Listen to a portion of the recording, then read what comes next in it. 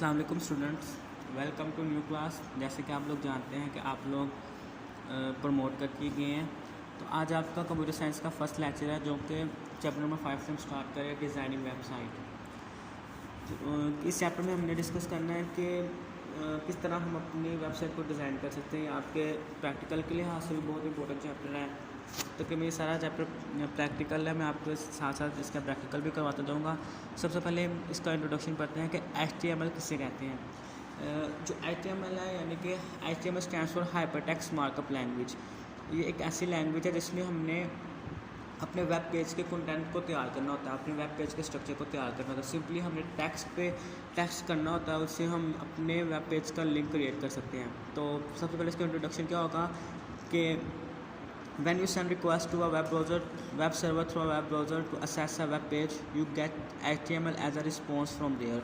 कि सबसे पहले जब हम किसी भी वेब सर्वर को रिक्वेस्ट भेजेंगे तो उसको हम किसके थ्रू भेजेंगे? अपने वेब ब्राउज़र के थ्रू भेजेंगे। वेब ब्राउज़र किसे कहते हैं? वेब ब्राउज़र जो हमारे ब्राउज़र होते हैं, जैसे क्रोम हो गया, ओपेरा हो गया, यूसी ब्राउज़र हो गया, ये सारे हमारे वेब ब्राउज़र होते हैं। तो सब हम क्या करेंगे? अपने वेब ब्राउज़र से, फॉर एग्जांपल क्रोम से, हम वेब सर्वर को रिक्वेस्ट करेंगे कि हमारे वेब पेज को असेस करें। तो उसके लिए हमें क्या करना पड़ेगा? हमें जो वेब सर्वर होगा उसको हमें HTML देना पड़ेगा। वो HTML वेब सर्वर के पास जाएगा तो वेब सर्वर हमारा वेब पेज जो है वो उसको असेस कर लेगा। The web browser understand HTML and display content of the web page. जो वेब ब्राउज़र होगा वो सबसे पहले हमारे HTML को अंडरस्टैंड करेगा, हमारा जो वेब पेज का जो कंटेंट होगा उसको डिस्प्ले कर देगा। अब कंटेंट किसे कहते हैं? फॉर एग्जांपल कि मैंने कोई भी वेब पेज बनाया, उसका कंटेंट मैंने पैराडाइज मॉडल हाई स्कूल रख दिया है, तो उसका जो लिंक होगा, जो उसकी हाइपरटेक्स्ट होगा, HTML होगा, उसको मैं पैराडाइज मॉडल हाई स्कूल के नाम से ही दूंगा। तो जो वेब सर्वर होगा वो मेरे जो वेब पेज होगा उसको शो करवा देगा।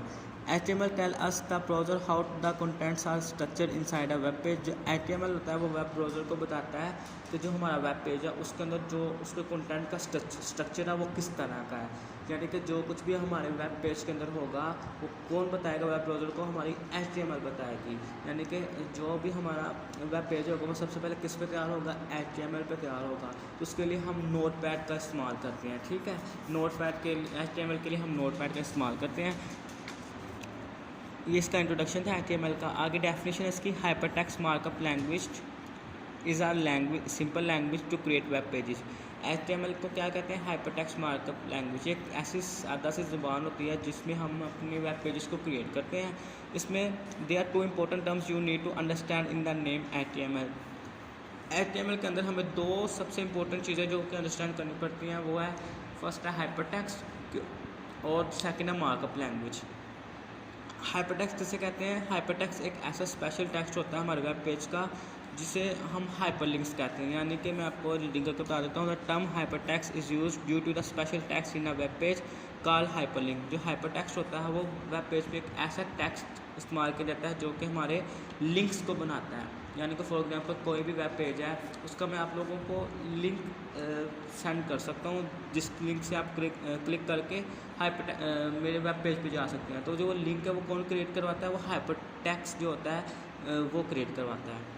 जैसे फॉर एग्जांपल कि मेरे वेब पेज का कंटेंट है पैराडाइज मॉडल हाई स्कूल, तो मैं आपको जब लिंक सेंड करूँगा तो मैं पैराडाइज मॉडल हाई स्कूल का जस्ट लिंक सेंड करूँगा आपको, तो उस लिंक पे आप क्लिक करके मेरे वेब पेज पे जा सकते हो। यानी कि आप पैराडाइज मॉडल हाई स्कूल के वेब पेज पे जा सकते हो। By clicking on this link you can move from one page to another.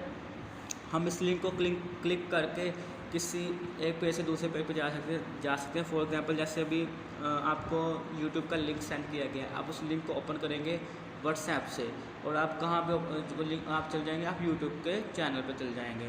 तो ये जो लिंक है ये किसने क्रिएट करवाया? ये हाइपरटेक्स्ट ने क्रिएट करवाया है। Hyperlinks are used to navigate on the world wide web www।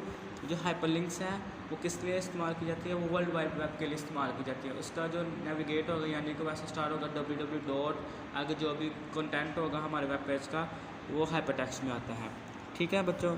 आगे है markup language. Markup language a web page consists of a series of elements which are represented by tag। जो web page होता है वो elements की series पर मुश्तमिल होता है, जिसको हम किससे रिप्रेजेंट करते हैं? टैग से रिप्रेजेंट करते हैं। For example if you need a paragraph of text on your web page you use it as. अगर हम अपने वेब पेज पे कोई भी पैराग्राफ टेक्स्ट करना है तो उसके लिए हमें किस तरह इस्तेमाल कर सकते हैं, आगे मैं आपको एग्जांपल समझाता हूँ। देखिए स्टूडेंट्स, अगर हमने कोई भी मार्कअप लैंग्वेज में हम क्या करते हैं, हम सीरीज ऑफ एलिमेंट्स को पर मुश्तमिल होती है जिसमें हम टैग का इस्तेमाल करते हैं। ये किस लिए इस्तेमाल होती है, ये पैराग्राफ बनाने के लिए इस्तेमाल की जाती है हमारे वेब पेज पे। तो सबसे पहले इसका आप सिंटैक्स देखें किस तरह इस्तेमाल होगी। इसमें सबसे पहले टैग, ये चीज़ होती है इनको टैग कहते हैं, ठीक है। और जो ये होती है स्लैश के साथ ये क्लोजिंग टैग होती है, ये ओपनिंग टैग होती है और ये क्लोजिंग टैग होती है, ठीक है। अब पी का मतलब क्या है, पैराग्राफ, यानी कि ये पैराग्राफ की ओपनिंग टैग है, ये पैराग्राफ की क्लोजिंग टैग है। तो इस तरह हम टैग इस्तेमाल करते हैं HTML में अपने वेब पेज का पैराग्राफ बनाने के लिए। जैसे फॉर एग्जांपल मैं यहाँ पे लिखता हूँ टैग P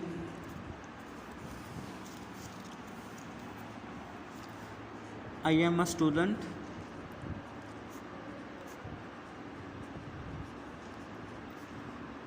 इसको मैं क्लोज कर देता हूँ। फिर आगे मैं लिखता हूँ tag P I read in 9th class,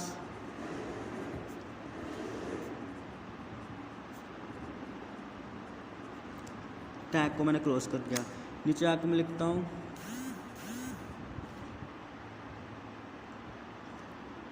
I study in computer science group,